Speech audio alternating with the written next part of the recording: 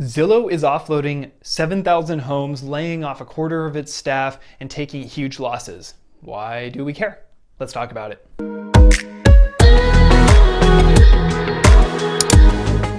Hey, this is Struzyna with the Gunderman Group at Keller Luxury International, and today we're talking about Zillow, what this pausing on their iBuyer program, what this offloading of all these properties at a discount means for us here in the East Bay. Because if you're here on this channel, you're looking for quality content on how to succeed and win in the East Bay market, because I come to you with tips, tricks, ideas, anecdotes, stories, etc. to help you succeed here in this market. So when you get some value out of this, hit that like button, subscribe to the channel, because I'm going to continue to put out weekly content just like this, and you're not going to want to miss it. So let's talk about what we know. Zillow. They had an iBuyer program for about 3 years and they just hit pause on it. They're now reportedly going to offload nearly 7,000 homes, many of which they're going to list well below what they originally paid for it through the iBuyer program. They wanted to hire 2,000-ish employees to help blow this side of their business up, and those people are probably getting laid off, if not already have been, right? So why do we care about this? Well, simply put, there's a couple of things.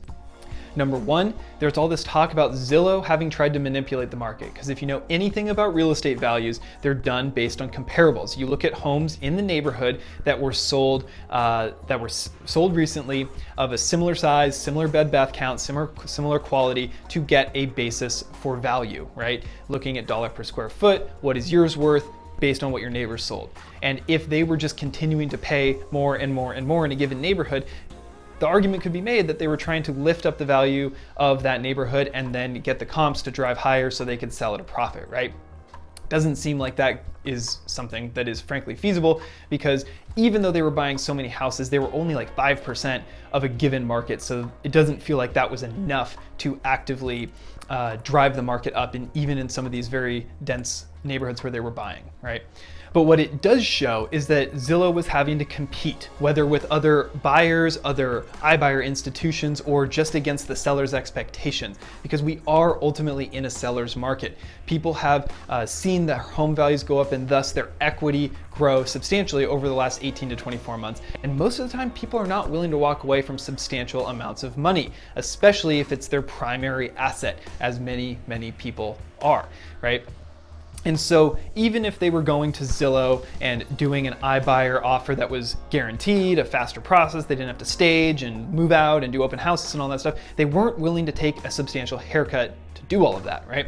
I linked to a video about iBuyers that I did earlier this year up here. You can check it out if you want.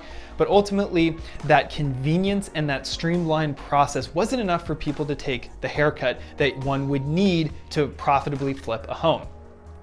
You know, the other leading iBuyer company called Opendoor runs on roughly a 5% profit margin, which if you talk to any flipper, any hard money lender, anybody who does anything in real estate whatsoever, that's too skinny of a margin. There's not enough margin for error. There's not enough in it to absorb something that happens, and you could very, very quickly be underwater, right? You're minimum looking for a 10% return on the cash you're putting into a deal. And in the event that something happens, you come up with an unexpected repair, it takes you an extra month or two, you can absorb that and still make a decent amount of money, right?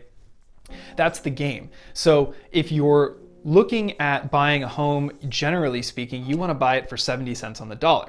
And because Zillow was buying, they were clearly paying way more than 70 cents or even 80 or 90 cents on the dollar, probably closer to market value, since they are now listing many of these homes below what they bought them for. And that purchase that they were making was not adequate for their strategy. So what does that all mean for us? Well, number one, I hear this all the time. What happens if I overpay? You know, then my immediate response is, what are you trying to do with the property? What is your ultimate goal? Are you trying to live there for 10 or 20 years, raise your family, make memories, have a wonderful place to live on a great block? Then who cares if you overpay today, right? I mean, obviously you want to stay within some level of reason, but you also want to make sure that you are it's meeting your needs. And if you have to pay a little bit more today to have it for the next 10 or 20 years, that may not matter. However, if you're like Zillow and you're going to turn this house over in 30, 60, 90 days, or even just a couple of years, you need to know what your numbers look like. I've flipped a home. I've done a handful of out-of-state rental properties. I've helped my clients essentially do light renovations and flip their homes when we go to list them. So I am very tuned into the short-term numbers here. And in general, you want to make sure that you're putting every dollar in gets you 2 or 5 out, right? That's pretty simple math. But you also need to think about the opportunity cost and all that other stuff. Not necessarily the point of this video, but what I am trying to say is know your reason for going in when you're trying to buy a home. Zillow had stated that they wanted to turn these houses over and make a profit, right? But that was going to require holding costs, that was going to require renovation costs, and obviously the acquisition, and then of course the sale on the back end. There's a lot of costs in there that really start to eat up at your profit margin, and clearly where they're at in this process, it's no longer profitable. They're going to lose money on a lot of this stuff, and they're going to dump it. So know your numbers, know your intention going in. But on a broader scale, one thing that I find very, very interesting, especially in the markets that they were buying heavily in, is this, it's not like the houses that they're dumping are going to just go back on the market on the MLS and, you know, mom and pops or you and me are gonna go buy these things. They're gonna go to institutional investors. So that inventory has effectively been completely removed from the average owner and the average buyer out in the marketplace. And so when you remove those huge chunks of inventory, it actually creates less inventory, thus more competition, and could, especially in some of these local markets, increase competition and increase prices even further. That will be really interesting to see what happens on those local levels and then how that permeates out at a larger level over the next 3, 6, 12 months, etc. Now, our market hasn't experienced the level of iBuying activity and institutional activity as some other markets have, but you want to see who is buying in your market. That is an important stat to pay attention to. Where are buyers coming from? And in general, in our market, it's people who are coming from the peninsula, from San Francisco. It has been for like 18 months or more, and that has driven up a lot of prices. I've done a lot of market updates on that. I'll link to that up here. You can check all that out at your leisure. But knowing who's actually buying in your market, where that inventory is going and what they're doing with it is really, really important, especially at a micro level, because ultimately that is how you value real estate, or at least single family real estate or condos or what have you. You look at comps, right? You look at what's happening around you. And if you're in a neighborhood that has a lot of flips or a lot of people who are buying dilapidated houses and then 6 months later fixing them up and flipping them, that's going to be a very different valuation than if you're in a more established neighborhood with a great school district and people don't generally sell every 2 years, they sell every 10 or 20 years, right? Knowing the competition and knowing what's going on in your neighborhood is absolutely critical. And lastly, it's most important to pay attention to, frankly, what your goal is with it. I know I've mentioned this on basically every advice video I've ever done on this channel, but it's super, super critical.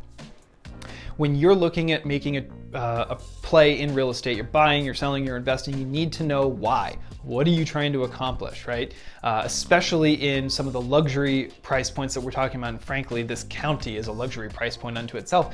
But when you're talking about spending this much money, you need to be very, very clear on what it gets you, what you're buying with it, what you're giving up for it, what it's doing to you long-term, short-term, etc.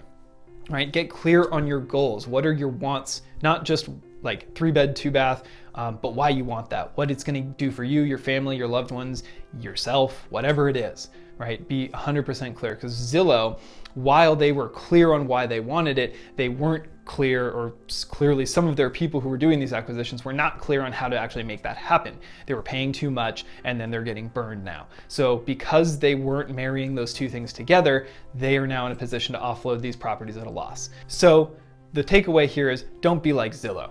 Get clear on what you want, think about your timeline, and if you are going to do something more short term, meaning 2, 3, 4 years, something short, look at your numbers before you actually pull the trigger. If you're going to be there for a lot longer, that added cost on the acquisition is spread out over a long period of time, and it only matters when you actually go to sell the property. That's when you actually take the loss in reality versus on paper. So hopefully you got some value out of that, and since you did, give it a thumbs up and subscribe to the channel, because I'm going to continue to put out content just like this every single week, and you're not going to want to miss it. So without any further ado, this is Hans Struzyna with the Gunderman Group, Keller Williams Luxury International, signing off for now. See you on the next one.